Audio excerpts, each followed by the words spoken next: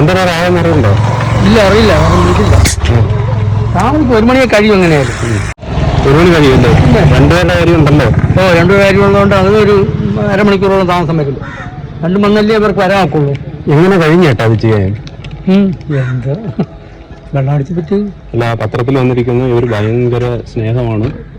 സ്നേഹമായതുകൊണ്ട് ഒരുമിച്ച് തന്നെ പോകാൻ തീരുമാനിച്ചതാണ്. ഈ രീതിയിൽ വേണ്ടല്ലെങ്കിൽ അല്ല, അവര് വലിയ സ്നേഹത്തിലാണ്. ഈ രീതിയിൽ വേണ്ടല്ലോ. ഭാര്യയെ കഴുത്ത് അറുത്ത് കൊന്നു, അവൻ തൂങ്ങി. ഇത് അറുത്ത് കൊന്ന് മണിക്കൂറുകളോളം കഴിഞ്ഞിട്ടാണ് തൂങ്ങിയെന്നാണ് പലരുടെ അഭിപ്രായം. തിരുവനന്തപുരം വട്ടപ്പാറയ്ക്കടുത്ത് കുറ്റ്യാണി എന്ന സ്ഥലത്താണ് നാടിന് നടുക്കിയ ഈ ഒരു സംഭവം ഇന്നലെ ഉണ്ടായത്. ബാലചന്ദ്രൻ, ജയകുമാരി നാട്ടിലെ മാതൃക ദമ്പതിമാരായിരുന്നത്രേ. എവിടെ പോയാലും കൂടെ കൂട്ടുന്ന ഒരു ഭർത്താവ്. ഇത്തവണയും അങ്ങനെയാണ് സംഭവിച്ചത്. കോൺട്രാക്ട് എടുത്ത് ചെയ്യുന്ന ആളാണ് ഈ മരിച്ച ആളാണ്. ആരോഗ്യവാനാണ് ഈ മരിച്ച ആള്. അവര് പിന്നെ സുഖമില്ലാതെ. ചേട്ടന്റെ കൂട്ടുകാരൻ നല്ലതാണോ? ഇല്ല അല്ല, പക്ഷെ ഇവിടെ നമുക്ക് അറിയാം. ഇവിടെ വന്നിരിക്കുകയൊക്കെ ചെയ്യുന്ന ആളാണ്. ഇല്ല, ഇവിടെ ഒന്നും വന്നിരിക്കില്ല. വരെയൊന്നുമില്ല. അയാൾ ജോലിക്ക് പോകും. എവര് എവിടെ പോയാലും അവര് ഒരുമിച്ചായിരുന്നു എന്ന് പറഞ്ഞു കേട്ടു. അത്ര സ്നേഹത്തിലായിരുന്നു. അങ്ങനെ സ്നേഹത്തിലുള്ള ആളിനെ മരുമോളെ വിളിച്ച് പറഞ്ഞിട്ട് ഞങ്ങൾ ദൂരെ യാത്ര പോണ് അങ്ങനെയൊക്കെ പറയുന്ന കേട്ടു. അതുകൊണ്ട് ചോദിച്ചതാണ്. ഞങ്ങൾ ദൂരെ യാത്ര പോണെങ്കിൽ വാ എന്ന് പറഞ്ഞത്ര. അത് കഴിഞ്ഞപ്പോഴാണ് വന്നത്. അവള് വന്ന് കഥവ് താക്കോൽ അവിടെ വച്ചിരുന്നെന്ന് പറയുന്നു. തുറന്ന് നോക്കിയപ്പോ ബാക്ക് ഡോറ് തുറന്ന് കടന്നു. തുറന്ന് നോക്കിയപ്പോ ഇങ്ങനെ കണ്ടു എന്നാണ് പറയണത്. ഞാൻ ചോദിച്ചത് ഇതുകൊണ്ടാണ്. നമുക്ക് ആരെങ്കിലും ഉണ്ടെങ്കിൽ നമ്മൾ ചെയ്യില്ലല്ലോ. അതാണ് ചോദിച്ചത്. കൂടുതൽ ഡീറ്റെയിൽസ് നമുക്ക് അറിഞ്ഞൂടാ. പോയി നോക്കട്ടെ. ശരി. മഹാപാതകങ്ങളായി മാറുന്ന കുറ്റകൃത്യങ്ങൾ ഒരിക്കലും അനുകരിക്കത്തക്കതല്ല. അവ മനുഷ്യത്വപരവുമല്ല. കൊണ്ടുവന്നിട്ട് അറിവുണ്ടോ? അത് എങ്ങനെയായിരുന്നു ഏട്ടാ? അത് മരിച്ചത് തന്നെ നിങ്ങൾക്ക് അറിഞ്ഞൂടല്ലേ അവരെ? കുറച്ചു നാളായി ഭാര്യ കിടപ്പ് രോഗിയായിരുന്നു. അദ്ദേഹത്തിന് കോൺട്രാക്ട് പണിയാണ് ബിൽഡിംഗിൽ. ഇന്നലെ എന്താണ് സംഭവിച്ചതെന്ന് അറിയില്ല. മക്കളുണ്ട്, ഒരു പോലീസുകാരുണ്ട്, പിന്നെ മക്കള് 2 ആമ്പിള്ളേരാണ്. ഇവർക്ക് കുറച്ച് നാളോട്ട് വയ്യാന്ന് പറഞ്ഞു. വയ്യാതെ ഈ മാനസികമായിട്ടുള്ള ഇതായിരിക്കും. എന്തോ ഉണ്ട്. കുറ്റകൃത്യങ്ങൾ അനുകരിക്കാൻ പാടുള്ളതല്ല, അവയെ പ്രോത്സാഹിപ്പിക്കാനും പാടുള്ളതല്ല. വാർത്തകളിലൂടെ ഈ അനുഭവങ്ങളെ നമ്മുടെ മുമ്പിൽ കാലം കാണിക്കുമ്പോൾ ഒരിക്കലും ഇത്തരം അധാർമികതയിലേക്ക് ആരും പോകാൻ ഇടവരരുത്.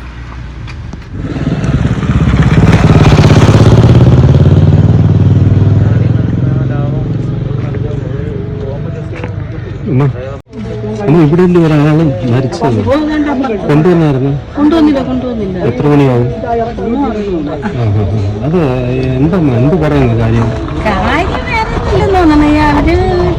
പരിപാടിയൊക്കെയാണ്. അവർക്കും സുഖമില്ല.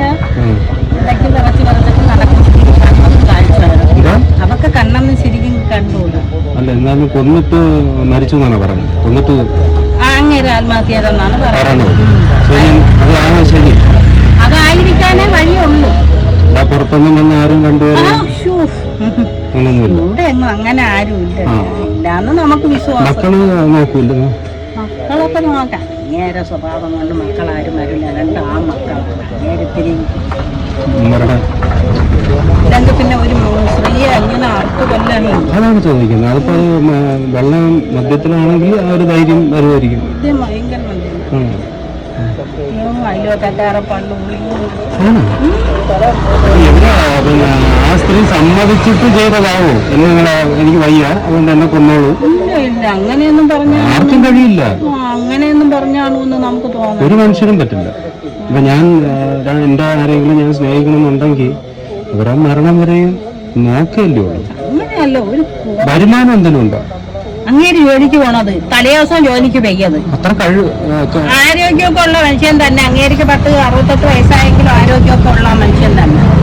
വെള്ളം അരിയുടെ അങ്ങേര് വെള്ളവും കുടിച്ചോണ്ട് ആ പാവത്തിന് അവൻ വിഷം കൊടുത്തു ഒന്നും കളയാത്തത്. കണ്ടോ പോയി? അയ്യോ ഇല്ല, നമ്മളാരും പോയില്ല. നമ്മളൊരു 3 മണിയായപ്പോ ഞാൻ കൊച്ചിനെ ഉറക്കി. ഇന്നലെ ഉച്ചയ്ക്ക് എന്താണെന്ന് തോന്നുന്നു. ഉച്ചയ്ക്കും കണ്ണം നടന്നു. പക്ഷെ ഇന്നലെ ആയപ്പോ നമ്മള് ഞായറാഴ്ച കട അടച്ചേ. ഈ റോഡ് പണിയാവുകൊണ്ട് വണ്ടികളൊന്നും വിടുന്നില്ല, എല്ലായിടും അടച്ച്. അപ്പുറം അടച്ച് ഇവിടെ അടച്ച. ഇതെങ്ങോട്ട് പോണ വഴി? ഇതങ്ങ് പൗടിക്കോണം. ഉള്ളൂർ പൗടിക്കോണം. ശരിയാര്യം. അപ്പൊ അങ്ങോട്ട് പോവല്ലേ?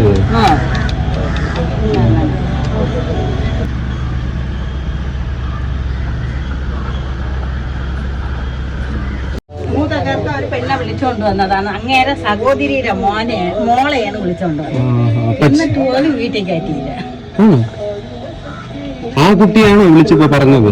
വിളിച്ചു പറഞ്ഞു. ആംബുലൻസിൽ പോസ്റ്റ്മോർട്ടത്തിന് ശേഷം ഭൗതിക ശരീരം വീട്ടിലേക്ക് കൊണ്ടുവരികയാണ്. ഇവിടെ വെച്ചിട്ടാണ്, ഈ കുടുംബ വീട്ടിൽ വെച്ചിട്ടാണ്, ഈ റൂമിനുള്ളിൽ വെച്ചിട്ടാണ് ആ ദാരുണമായ സംഭവം ഇന്നലെ നടന്നത്. നമ്മളോട് സംസാരിക്കുന്ന ആൾക്കാരെല്ലാം ആ പരിസരവാസികളൊക്കെയാണ്. അവരുടെ പ്രാഥമികമായിട്ടുള്ള വിവരങ്ങളാണ് നമ്മളോട് അവർ ഷെയർ ചെയ്യുന്നത്. അതുകൊണ്ട് തന്നെ അവരുടെ മുഖം കാണിക്കരുതെന്നും അവരെ ഇതിലേക്ക്, ഈ സംഭവങ്ങളിലേക്ക്, നിരപരാധികളാണ് അവർ, വലിച്ചിഴക്കരുതെന്നും പറഞ്ഞതുകൊണ്ടാണ് അവരുടെ മുഖം നമ്മൾ വ്യക്തമായി കാണിക്കാത്തതും ചില വോയിസ് മാത്രം, ശബ്ദങ്ങൾ മാത്രം നാം ഇതിൽ കൊടുത്തിരിക്കുന്നതും. എന്തായാലും ഇത്തരം കാര്യങ്ങൾ സമൂഹത്തിൽ ആവർത്തിക്കപ്പെടാതിരിക്കാൻ ഈ സമാജത്തിന്, മനുഷ്യർക്ക് ഒരു കരുതൽ വേണം, ഒരു ശ്രദ്ധ വേണം. ഇതിനെ നമുക്ക് വെള്ളപൂശാനാകില്ല, ന്യായീകരിക്കാനും ആകില്ല. കുറ്റകൃത്യങ്ങൾ എന്നും കുറ്റകൃത്യങ്ങൾ തന്നെയാണ്. അത് ജീവിതത്തിലേക്ക് സ്വീകരിക്കാൻ പാടുള്ളതല്ല. ജീവിതം ഒന്നേ ഉള്ളൂ, അത് അമൂല്യവുമാണ്. അതുകൊണ്ട് കരതലാമലകത്തിൽ നാം അതിനെ സ്നേഹത്തോടെ കാത്തു സൂക്ഷിച്ച് മുന്നോട്ട് കൊണ്ടുപോകേണ്ട ഒന്നുമാണ്. ഈ വരുന്ന അമ്മ സഹോദരിയാണ്. വളരെ വേദനയോടെ, ഹൃദയഭേദകമായ കാഴ്ചകളാണ് രക്തബന്ധങ്ങളിൽ നിന്ന് നമുക്ക് കാണാൻ കഴിയുന്നത്. എപ്പോഴും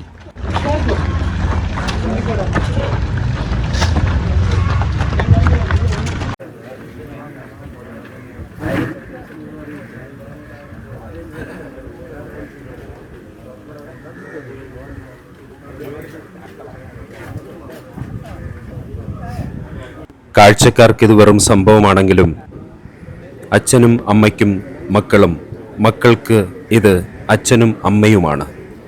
അതുകൊണ്ട് തന്നെ ഈ വീട്ടിൻ്റെ മുറ്റത്ത് വളരെ സങ്കടകരമായ അന്തിമോപചാര കർമ്മങ്ങൾ നടക്കാനിരിക്കുകയാണ്.